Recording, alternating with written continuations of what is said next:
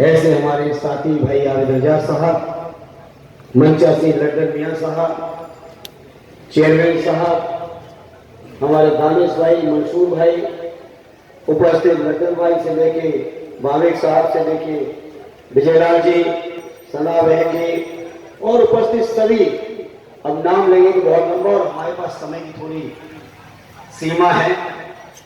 सभी मेरे मंच पर उपस्थित सम्मानित साथियों और मुबारकपुर के मेरे सम्मानित बुजुर्गों, नौजवान साथियों, सबसे पहले आज के इस आयोजन के लिए मैं हृदय से शुक्रगुजार हूं। बहुत शानदार आयोजन का मौका मिला। पिछले लोकसभा के चुनाव में जब हमारे राष्ट्रीय अध्यक्ष जी यहां से चुनाव लड़ थे,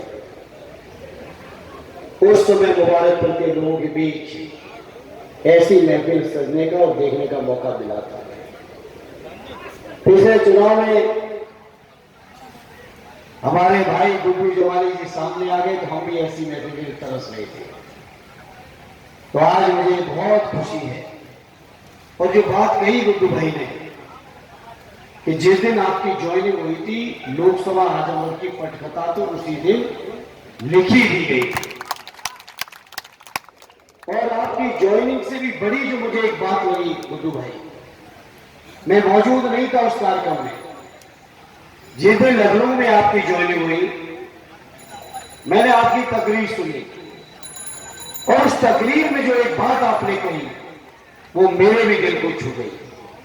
आपने उस तकरीर में कहा था कि जीवन की आखिरी सांस तक आदरणीय अखिलेश यादव जी का साथ नहीं छोड़ूंगा।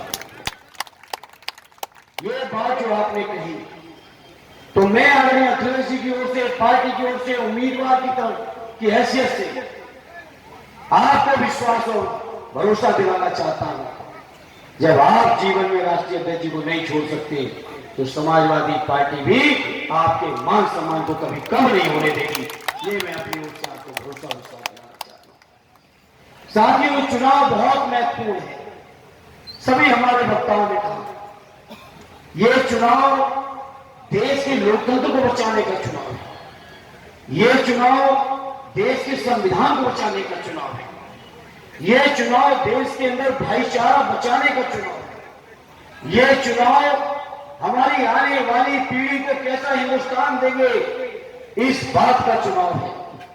जहां बाबा साहब भीमराव अम्बेडकर जी ने एक ऐसा संविधान बनाया जिस संविधान में समाज के हर व्यक्ति को, हर वर्ग को, जहां स्वतंत्रता है, जहां आजादी है, जहां सम्मान, गौरव, प्रतिष्ठा से जीने का हक है, वही ये भारतीय जनता पार्टी के लोगों को ये चीजें बर्दाश्त नहीं हो रही है। और बर्दाश्त इस कदर नहीं हो रही है कि देश के प्रधानमंत्री जी अभी 3 दिन पहले बनारस के गंगा घाट से कुछ कह रहे थे और अगले ही दिन लालगंज आते आते उनकी भाषा बदल गई। क्या भाषा बोल रहे हैं देश के प्रधानमंत्री? और जब प्रधानमंत्री भाषा बोलेंगे तो उनके अंधभक्त कहां पीछे रहने वाले? उनके अंधभक्त तो बोलेंगे ही। उनके अंधभक्त शब्दों का इस्तेमाल कर रहे, कोई माई का लाल, कोई माई का लाल। तो मैं भी अपने मुबारकपुर के लोगों के बीच कहना चाहता हूं, इस देश के संविधान को खत्म करने की क्षमता किसी के माई के लाल में तो नहीं है। ये मैं कहना चाहता हूं। ये लोग संविधान खत्म करके भाई से भाई को लटा के, नफरत फैला के देश को कमजोर करना चाहते हैं, तो ये देश की जो धर्म पे ताकते हैं, देश के जो गरीब पिछड़े लोग हैं, दलित लोग हैं, आदिवासी लोग हैं, ये लोग मिलके इतनी मजबूत ताकत बनेंगे कि इस देश को कोई कितने भी कोशिश कर ले, कभी हमारे देश को कमजोर नहीं कर पाएगा। साथियों, ये आजमगढ़ के लोगों, जहां हमारे बदायूं के भी साथी आए हैं, और अच्छा है बदायूं और आजमगढ़ के लोगों के बीच जितने रिश्ते होंगे, शायद मेरे बारे में अच्छाई या बुराई आपको जानने का उतना ही ज्यादा मुझे मौका मिलेगा। तो मैं इस मौके पर मैं अपने आजमगढ़ के लोगों आपके बीच कहता हूं, शानदार सरजमी है आजमगढ़। देश और प्रदेश की राजनीतिक दिशा तय करने में अगर उत्तर प्रदेश में कुछ चुनिंदा जिलों का नाम होता होगा तो उन जिलों में हमारे आजमगढ़ का एक नाम है। ऐसा शानदार ये जिला है जहां हमारे आप बदायूं के साथी आए हैं, बदायूं से हटने का अफसोस जाहिर भी कर मैं इस मौके पर कहना चाहता हूं, ये बधाइयों के साथ साथ आजमगढ़ के लोग सदैव नेताजी को कितने प्रिय रहे हैं, शायद आपको इस बात का सदैव नेताजी ने हमेशा कहा कि अगर इटावा मैनपुरी मेरा दिल है तो आजमगढ़ मेरी धड़कन है। और हम और आप सभी जानते हो, बिना धड़कन के दिल का कोई मतलब नहीं होता है। जब ये आजमगढ़ की सरजमी नेताजी की धड़कन है तो इस सरजमी की सेवा में मैं किसी तरह की कोई कमी नहीं होने दूंगा। आजमगढ़ के लोगों आपको यकीन दिलाता हूं, मैं आपको यह भी यकीन दिलाना चाहता हूं, इस क्षेत्र के मान सम्मान स्वाभिमान, इस क्षेत्र के लोगों की विकास तरक्की खुशहाली, इस क्षेत्र का जो राजनीतिक तेवर रहा, उस राजनीतिक तेवर को संसद के अंदर जिंदा रखने में कोई कोताही नहीं आने दूंगा। ये मैं मुबारकपुर के लोगों आपको यकीन दिलाना चाहता हूं। इन्हें जहां नेताजी ने अपने दिल की धड़कन माना इस शानदार सरजमी को, जहां अभी अखिलेश जी ने अपना दूसरा घर माना हो, ऐसी सरजमी के लोगों आपके बीच में कहना चाहता हूं, देश आज बहुत अजीबोगरीब परिस्थितियों से गुजर रहा है। देश ऐसी परिस्थितियों से गुजर रहा है। अभी नई संसद भवन का जो उद्घाटन हुआ, नई संसद भवन के उद्घाटन के समय देश के संविधान के प्रति देश के सभी सांसदों को बांटी गई। मुबारकपुर के लोगों आपको जान के आश्चर्य होगा, जो नई संविधान की प्रति बांटी गई, उस प्रति में से जो हमारी प्रस्तावना में धर्मनिरपेक्षता और समाजवाद शब्द था, वो शब्द गायब था। सोचो बीजेपी की क्या मुद्दा है, सोचो आरएसएस के लोगों की क्या मुद्दा है। वो लोकतंत्र नहीं चाहते, वो धर्मनिरपेक्षता नहीं चाहते, वो समाजवाद नहीं चाहते, वो केवल पूरे देश के लोगों से गुलामी कराना चाहते हैं, मुट्ठी भर गुजरातियों से। तो आज मैं इस मौके पर कहना चाहता हूं, पूरा देश जाग चुका है और जाग इस कदर चुका है, ये पश्चिम के लोग आए हैं, आपके बीच चर्चा करेंगे। इस बार ऐसी सीटें हमारा इंडिया गठबंधन जीत के आ रहा है, जहां पे आज तक कभी हम लोग जीत नहीं पाए थे, वो सीटें भी इस बार इंडिया गठबंधन जीत के आ रहा है। ऐसी सीटें जीत के आ रहा है। और आजमगढ़ के लोगों ने तो विपरीत समय जिताया। ये जो एक हार हुई और ये सांसद बन गए, इनको तो मैं कभी गंभीरता से ही नहीं लिया, आज तक गंभीरता से नहीं लिया, क्योंकि आज तक उन्होंने कभी मुद्दों पे बात नहीं कर पाई। हमने एक दो बार वीडियो देखे, लोकसभा में खड़े बाद में उपाध्याय बैठा पहले दिए जाते थे, सच है ये, हमने देखे दो वीडियो।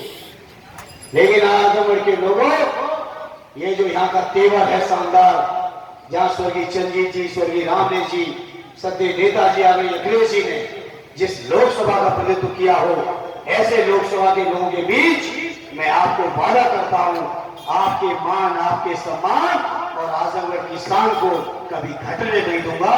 सदन के अंदर ये मैं आपको विश्वास और भरोसा दिलाना चाहता हूं। साथियों, ये आजमगढ़ का, ये मुबारकपुर का इलाका हमारे बुनकर भाइयों का इलाका है, और बुनकर भाइयों के बारे में आप सभी जानते हैं। चाहे सत्य नेताजी की सरकार रही हो, आर्य अखिलेश जी की सरकार रही हो, बुनकर भाइयों की हर समस्या का निराकरण करने का काम समाजवादियों ने करके दिखाया था। मैं आज इस मौके पर कहता हूं, आपका सांसद बनने के बाद मेरे बुनकर भाइयों, आपके सम्मान की, आपके स्वाभिमान की, आपके व्यापार की लड़ाई को यहां से लेके दिल्ली तक मजबूती से लड़ने का काम करूंगा। ये मेरे बुनकर भाइयों और मुबारकपुर के लोगों, आपको मैं भरोसा दिलाना चाहता हूं। तो बताओ मेरे मुबारकपुर के साथियों, पिछला चुनाव था लोकसभा का उपचुनाव, जमाली साहब हमसे जीते थे लगभग 9,000 कुछ वोटों से। नंबर 2 पे मैं था और हम दोनों आपस में लड़ रहे थे। तब भी भारतीय जनता पार्टी से मैं 7,500 और जमाली साहब लगभग 18,000 ऊपर थे, लगभग 18,000 ऊपर थे। अब आज जब हम दोनों भाई एक हो गए हैं, तो बताओ मेरे मुबारकपुर वालों कितनों से जिताओगे? ईमानदारी से बताओ, मुबारकपुर विधानसभा से कितने जिताओगे? अरे सच्चाई वही बताओ, कोई बड़ी बताने की जरूरत नहीं है। हम लोग मोदी वाले नहीं है, हम लोग माननीय नेताजी और अखिलेश जी वाले हैं, जितना कहते हैं उससे ज्यादा करके दिखाते हैं। हम लोग वो लोग हैं। तो बताओ ऐतिहासिक वोटों से मुबारकपुर के लोगों जिताओगे कि नहीं जिताओगे? एहसास कराओगे कि गुड्डू भाई अब हमारे साथ हैं? एहसास कराओगे कि नहीं कराओगे? ऐतिहासिक वोटों से जिताओगे।